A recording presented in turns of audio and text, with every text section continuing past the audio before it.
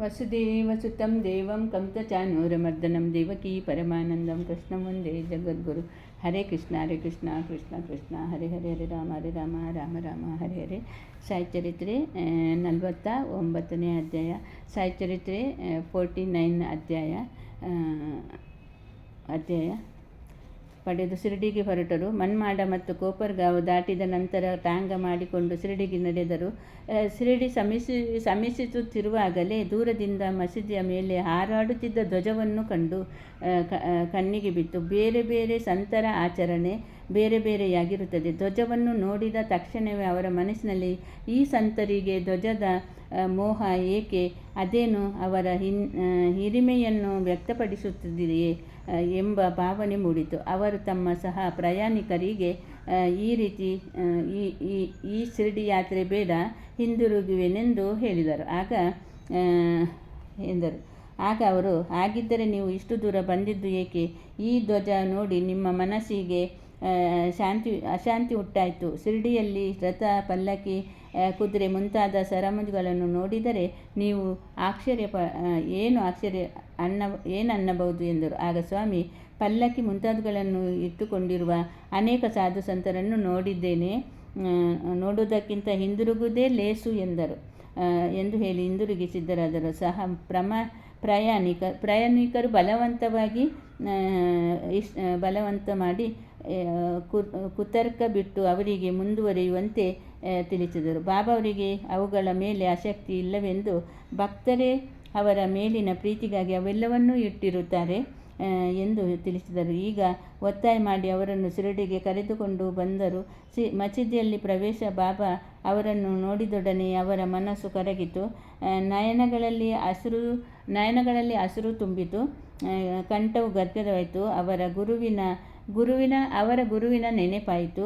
ಅವರ ಸಂಖ್ಯೆಗಳೆಲ್ಲವನ್ನು ಮಾಯವಾದವು. ಬಾಬಾ ಅವರ ಪಾದದ ಧೂಳಿಯಲ್ಲಿ ಹೊರಲಾಡಬೇಕೆಂದು ಇಚ್ಛಿಸಿ ಅವರನ್ನು ಸಮೀಪಿಸಿದರು. ಆಗ ಬಾಬಾ ಅವರು ಕೋಪದಿಂದ ನಮ್ಮ ಭೂಷಣ ವಸ್ತುಗಳನ್ನು ನಮ್ಮಲ್ಲಿಯೇ ಇರಲಿ, ನೀನು ಮನೆಗೆ ಹೋಗು, ಮಸೀದಿಗೆ ಪುನಃ ಬಂದರೆ ಜೋಕೆ ಎಂದರು. ಸಂತರ ಲಕ್ಷಣಗಳು ಇಲ್ಲಿ ಒಂದು ಕ್ಷಣವೂ ನಿಲ್ಲಬೇಡ ಎಂದರು. ಸ್ವಾಮಿಯವರು ಚಕಿತರಾದರು. ಬಾಬಾ ಅವರಿಗೆ ತಮ್ಮ ಇಂಗಿತ ಅರಿವಾಗಿದೆ ಎಂದು ತಿಳಿದು, ಎಂತಹ ಜ್ಞಾನಿಗಳಿವರು, ಅವರು ಕೆಲವರನ್ನು ಆಲಿಂಗಿಸುತ್ತಾ ಕೆಲವರನ್ನು ಮಸ್ತಕದ ಮೇಲೆ ಅಭಯ ಹಸ್ತವನ್ನು ಇರುತ್ತಿದ್ದರು.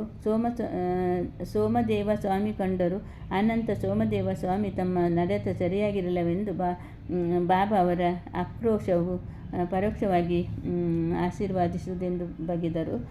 ನಾನಾ ಸಾಹೇಬ ಚಾಂದೂರ್ಕರ, ಹೇಮಡ ಪಂತರು ನಾನಾ ಸಾಹೇಬರ ಅನುಭವವನ್ನು ಈ ರೀತಿ ಬರೆದು ಅಧ್ಯಾಯವನ್ನು ಮುಕ್ತಾಯ ಮಾಡಿರುತ್ತಾರೆ. ಒಂದು ದಿನ ನಾಲ್ವರು ಮಾಲ್ಸಪತಿ ಮತ್ತಿತರರೊಡನೆ ಮಸೀದಿಯಲ್ಲಿ ಕುಳಿತಿರುವಾಗ ವೈಜ್ಞಪುರದಿಂದ ಒಬ್ಬ ಮಹಾಮದಿಯು ಕುಟುಂಬ ಸಮೇತ ಬಾಬಾ ಅವರ ದರ್ಶನಕ್ಕೆ ಬಂದರು. ಅವನ ಸಂಗಡವಿದ್ದ ಗೋಷಾಶ್ರೀಯರನ್ನು ನೋಡಿ ನಾನಾ ಅವರು ಎದ್ದು ಹೋಗಲು ಪ್ರಯತ್ನಿಸಲ್ಪಟ್ಟರು. ಆಗ ಬಾಬಾ ಅವರು ಅವರನ್ನು ತಡೆದು ಅವಳು ಬಾಬಾ ಅವರಿಗೆ ನಮಸ್ಕರಿಸಲು ಮುಖದ ಪರದೆಯನ್ನು ಎತ್ತಿದಳು. ನಾನಾ ಅವಳ ಸೌಂದರ್ಯವನ್ನು ನೋಡಿದರು. ನಮಸ್ಕರಿಸಿದ ನಂತರ ಅವಳು ಮತ್ತೆ ಮುಸುಕು ಹಾಕಿಕೊಂಡಳು. ಆ ಸೌಂದರ್ಯವನ್ನು ಮತ್ತೊಮ್ಮೆ ನೋಡಲು ನಾನು ಇಚ್ಛಿಸಿದೆ. ಅವರೆಲ್ಲರೂ ಅಲ್ಲಿಂದ ಹೊರಟು ಹೋದರು. ನಂತರ ಬಾಬಾ ನಾನಾ ಅವರ ಕುರಿತು ನಾನಾ ವೃತ್ತ ಕೇಳಿ ತಳಮಳಗೊಂಡರು. ಇಂದ್ರಿಯಗಳು ತಮಗೆ ಕೆಲಸವನ್ನು ನೇಮಿಸಿದ ಕೆಲಸವನ್ನು ಮಾಡುತ್ತಿರಲಿ, ನಾವು ಅವುಗಳ ಗೊಡವೆಗೆ ಹೋಗಬಾರದು. ದೇವರು ಸುಂದರವಾದ ಪ್ರಪಂಚ ನಿರ್ಮಿಸಿದ್ದಾನೆ. ಅವನ ಗುಣ ಗ್ರಹಣ ಮಾಡುವುದು ನಮ್ಮ ಕರ್ತವ್ಯ. ಮನಸ್ಸು ಕ್ರಮೇಣ ಸ್ಥಿರವಾಗಿ ಸಮಾಧಾನ ಹೊಂದುತ್ತದೆ. ಮುಂದಿನ ಬಾಗಿಲು ತೆರೆದಿರುವಾಗ ಹಿಂದಿನ ಬಾಗಿಲಿಂದ ಏಕೆ ಬರಬೇಕು? ಅಂತರಂಗದ ಪರಿಶುದ್ಧವಾಗಿದ್ದರೆ ಯಾವ ನಷ್ಟವೂ ಆಗಲಾರದು. ನಮ್ಮಲ್ಲಿ ದುರಾಲೋಚನೆ ಇಲ್ಲದಿದ್ದರೆ ಯಾರಿಗೂ ಹೆದರಬೇಕಿಲ್ಲ. ಕಣ್ಣು ತಮ್ಮ ಕರ್ತವ್ಯ ಮಾಡುತ್ತಿರಲಿ, ಅದಕ್ಕೆ ನಾವೇಕೆ ನಾಚಿಕೊಂಡು ಹೆದರಬೇಕು ಎಂದರು. ಶ್ಯಾಮ ಅವರು ಸಹ ಅಲ್ಲಿಯೇ ಇದ್ದರು. ಆದರೆ ಬಾಬಾ ಅವರ ಮಾತುಗಳ ಅರ್ಥವಾಗಲಿಲ್ಲ.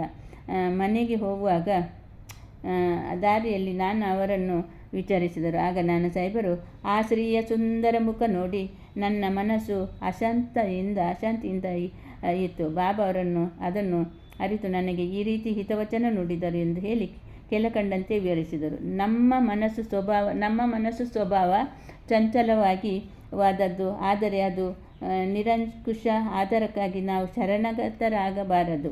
ಇಂದ್ರಿಯಗಳನ್ನು ಅಶಾಂತಿಯಿಂದ ಇರಬಹುದು, ಆದರೆ ಶರೀರವನ್ನು ನಾವು ಹೇಗಾದರೂ ಮಾಡಿ ನಿಯಂತ್ರಿಸಿ ಸಹಿಷ್ಣುತೆಯನ್ನು ಪಡೆಯಬೇಕು. ಇಂದ್ರಿಯಗಳು ವಿಷಯದ ಅಪೇಕ್ಷಿಸುತ್ತದೆ, ಆದರೆ ನಾವು ಅವುಗಳನ್ನು ಹಿಂಬಾಲಿಸಿದ ವಸ್ತುಗಳ ಲಾಲಾಸೆಗೆ ಮನಸೋಲಿಸುವ ನಿರ್ಧಾರವಾಗಿ ಮತ್ತು ಕ್ರಮೇಣವಾಗಿ ಅಭ್ಯಾಸ ಬಲದಿಂದ ನಾವು ಇಂದ್ರಿಯಗಳನ್ನು ಜಯಿಸಬಹುದು. ಇದರಿಂದ ದಾಸರಾಗಬಾರದು. ಅವುಗಳ ಸಮಯ ಸಂದರ್ಭಗಳ ತಕ್ಕಂತೆ ಸರಿಯಾಗಿ ಉಪಯೋಗಿಸಬೇಕು. ಸೌಂದರ್ಯ ನೆಂಟರು ನಾವು ವಸ್ತುಗಳನ್ನು ಸೌಂದರ್ಯವನ್ನು ಭಯರಹಿತವಾಗಿ ನೋಡಬೇಕು. ನಾಚಿಕೆಯಾಗಲಿ ಹೆದರಿಕೆಯಾಗಲಿ ಸ್ಥಳವಿರಬಾರದು. ಮೋಹ ರಹಿತರಾಗಿ ಪರಮಾತ್ಮನಿಂದ ನಿರ್ಮಿತವಾದ ಸೌಂದರ್ಯ ಕೃತಿಗಳನ್ನು ನೋಡಿ ಆನಂದ ಪಡಬೇಕು. ಈ ರೀತಿ ನಾವು ಇಂದ್ರಿಯಗಳನ್ನು ಸುಲಭವಾಗಿ ಮತ್ತು ಸ್ವಾಭಾವಿಕವಾಗಿ ಹತೋಟಿಯಲ್ಲಿ ಇಟ್ಟುಕೊಳ್ಳಬಹುದು. ಇದರಿಂದ ಆನಂದವನ್ನು ಅನುಭವಿಸಲಾಗಲು ಸಹ ಪರಮಾತ್ಮನ ನೆನಪು ಮೂಡುವುದು.